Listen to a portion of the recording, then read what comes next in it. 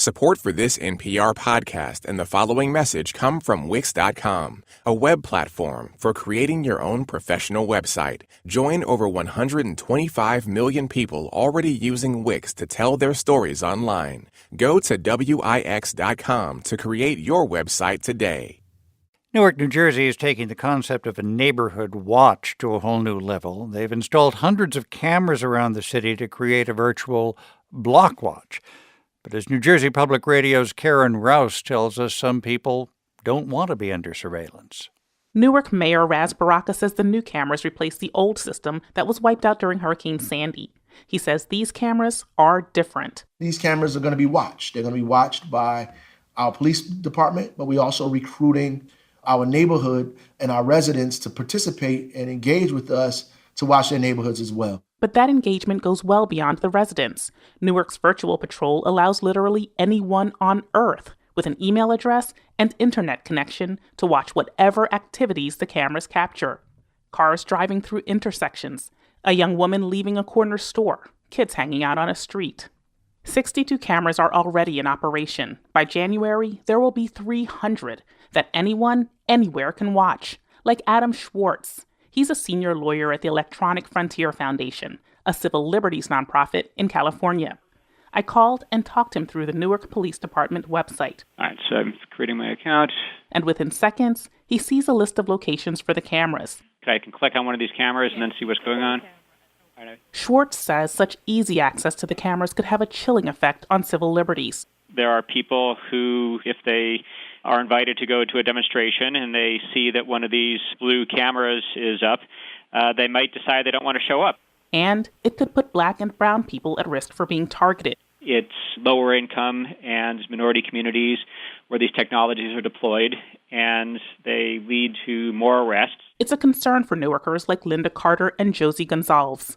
I asked them to meet up with me at Raymond Boulevard and Broad Street.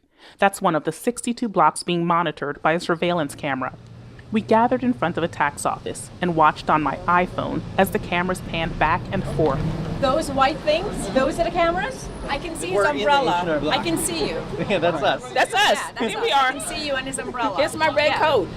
After the initial thrill of spotting themselves on my iPhone via the Newark Police Department website, Carter expressed dread. What do you think about that, being able to see yourself on a camera that anybody can log in? Very, very concerned. People are collecting information. It's like we're taking our power away as citizens because we don't get to opt out and everybody else can use it for whatever reason, whether it's good or bad. Gonzalez says it changes how Newarkers like her will carry themselves in public. We as citizens, the whole way in which we engage with each other, we're constantly watching ourselves, watching our neighbors, and everyone becomes a suspect. Not everyone finds the cameras bewildering. Some residents say violent crimes like murder are still common, and the cameras add a layer of protection. This is taking see something, say something to a whole nother level. Steve Safaro is an official with the Security Industry Association, a trade group that represents companies that build security and surveillance systems. He said he doesn't think the resolution is clear enough to cause concern. What you're able to do is to see people, you're able to see vehicles, you can see weather, but you can't really read license plates and you can't really recognize faces. He says the cameras can capture activities where the public can help, like spotting a fire or a crowd gathered around someone in distress. One downside, though, is that the public could misread what they're seeing, like mistaking someone handing off a book to someone else as a drug deal. Mayor Baraka says Newark is installing signs to let the public and the criminals know they're being watched. And he says that's not so unusual these days when cameras are in stores and on people's homes. What we're trying to do is really compile and organize all of this to give us an opportunity to stay ahead of some of the violence and crime that's happening in the city. So far, the city says more than 1,600 people have registered on the police department's website. That's 1,600 more sets of eyes watching the streets of Newark. For NPR News, I'm Karen Rouse.